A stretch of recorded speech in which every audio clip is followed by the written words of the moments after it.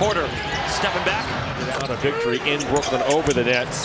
The first game after the break. And two, little double clutch.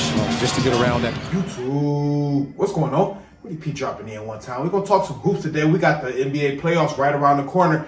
And we got some guys that's going to be under immense pressure. Yes, I can already see it. And these guys already had a small sample size of the pressure that they're going to encounter in this next couple months. Last playoffs. Yes, these guys already encountered that last season in the playoffs, and they're going to encounter immense pressure in these upcoming playoffs. Yes, you seen the thumbnail. Michael Porter Jr. for the Denver Nuggets, Darius Garland for the Cleveland Cavaliers, and Jalen Williams for OKC.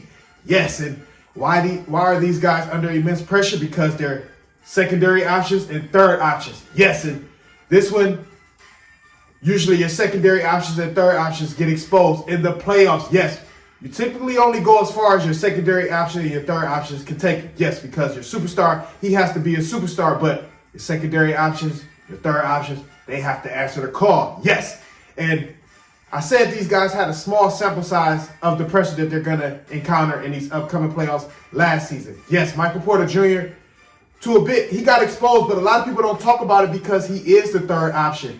And Jamal Murray had such a poor playoffs, it kind of didn't fall on Michael Porter Jr., specifically against the Minnesota Timberwolves. And what typically happens in the playoffs, we're going to talk some real hoops. I talk real hoops. I talk real ball. What typically happens in the playoffs, your first option, let's just say Joker. What happens is he starts to get trapped. He starts to get doubled. Usually at the top of the key, it could be down low, and he has to kick out.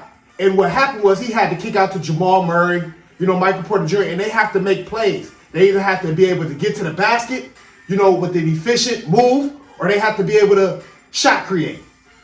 And Jamal Murray, he wasn't able to do that. But we're talking about Michael Porter Jr. because I feel like if Jamal Murray isn't able to do that again in these upcoming playoffs, it's going to fall on Michael Porter Jr. Yes, and it did last playoffs when Jamal Murray, he couldn't get anything going, when he couldn't get his rhythm going. Michael Porter Jr., he got the ball, and he hasn't been able to put the ball on the floor consistently and create his shot.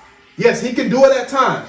Michael Porter Jr. can definitely do it at times, but he's not able to do it consistently when you can say, Michael Porter Jr., this is a bucket. He's more of a catch-and-shoot guy. He's more of a transition guy, can run the floor, but he has to be able to make a move. Let's just say with Joker, what happens is Joker going to get trapped at the top of the key. And what's going to happen, they're going to do it as the shot clock is winding down. The last 10 seconds where you have to be able to make a move quick.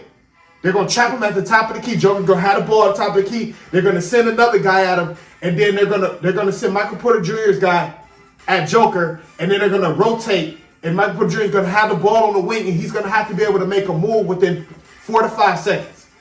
It's going to have to be an efficient move. Either he's going to have to be able to get to the basket or be able to, create enough space to get his shot off.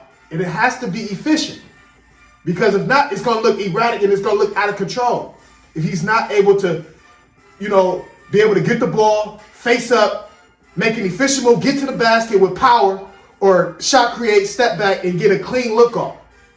He's going to have to be able to do that consistently because they're going to rotate, they're going to trap Joker, and his man, they're going to come off Michael Porter Jr.'s man, and they're going to rotate to where he's going to have to get the ball and create within 5 to 6 seconds. That's what's going to happen with the Denver Nuggets. We're talking real hoops. With the Cleveland Cavaliers, Darius Garland, he's going to be under immense pressure because same thing's going to happen with Mitchell. Mitchell's going to be trying to do a pick and roll. They're going to trap the pick and roll. They're going to trap it. They're going to trap Mitchell at the top of the key whenever he's trying to create, especially when it's tight, when the game is tight. They're going to trap Mitchell, and Darius Garland, he's going to have to be able to create within that 10 seconds because they're going to do it when you don't have a lot of time left on the shot clock, maybe when half the shot clock is gone, with 10 to 12 seconds. So Darius Garland going to get that swing on the other wing. Mitchell's going to swing that ball on the other wing, and he's going to have to be able to create as a secondary option. He's going to have to be able to create as a secondary option, whether he'd be able to get to the basket, create a step back move. He's going to have to be able to create an efficient move or get to the basket and set somebody else up. He's going to have to be able to keep the offense going and keep the rhythm of the game going. Now, if he gets the ball and he doesn't know what to do with it and he's dribbling and he's going to get exposed. They're under pressure because they have to make moves within 5 to 10 seconds. They are. That's what these secondary and third options are going to have to do. They're going to have to make moves within 5 to 10 seconds. We seen it with OKC. They got exposed. Jalen Williams got exposed. Shai Gilgeous-Alexander, my favorite player in the league right now. He did everything he could against Dallas.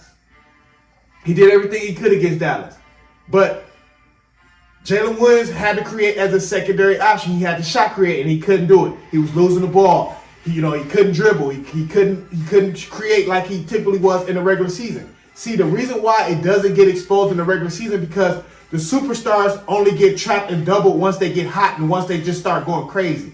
But in the playoffs, they're going to trap the superstars throughout the game. It's going to be, random times throughout the game, and that secondary and that third option guy is going to have to be able to make a play. Jalen Williams got exposed against Dallas last year because he wasn't able to shot create and create for others like he was doing in the regular season. And he was an all-star this year. So he has to answer the call. And Darius Garland kind of got exposed against Boston Celtics with Donovan Mitchell. He didn't play in that series when it was time to really create. Got to be able to create. So these three guys are under immense pressure, and they're going to go as far as the secondary and third options take. Real talk. This is what happened in the playoffs. They trap the superstars, and they have to get the ball up. And the secondary and third options, he has to create off that wing within 5 to 10 seconds. Create an efficient shot. That's what happens. If you can't, it's going to look helter-skelter. You're going to look out of control if they're not ready to make a move and answer the call when it's time to answer the call. We talk some hoops today. Yes, three guys under immense pressure. Michael Porter Jr., Darius Garland, and Jalen Williams. Yes, talk some real ball. That's what I do. Comment, like, subscribe. That's what you help me share the video. Entertain, hit that cash up, baby. This is what I do. You can't check me anyway. Yeah.